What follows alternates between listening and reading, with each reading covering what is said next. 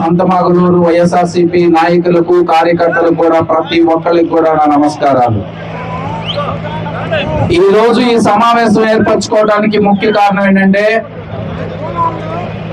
ఇక్కడ బాధ్యతలు తీసుకొని దాదాపు 6 నెలల కాలం పూర్తయింది.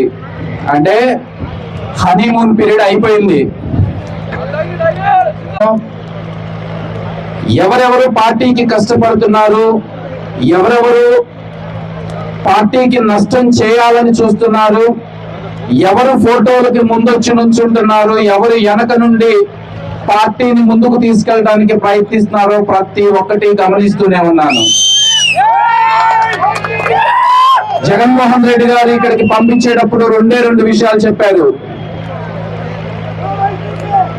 23 మంది నాకు వెన్నుపోటు పొడిచారు, 22 మందిని టేక్ కేర్ చేశాను, బట్ ఒక్కటే మిగిలిపోయింది. దాన్ని ఈసారి ఎట్టి పరిస్థితుల్లోనూ మనం సాధించాలి అనేది ఒక విషయం. అయితే ఇంకొక విషయం ఏంటంటే,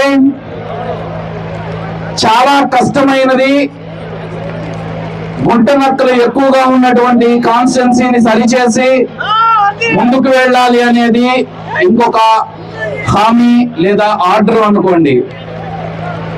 జగన్మోహన్ రెడ్డి గారి కోసమే ఇక్కడ పని చేయండి. అశోక్ అనే వ్యక్తి వస్తుంటాడు పోతుంటాడు, దాని గురించి మీరు ఏం పట్టించుకోవద్దు.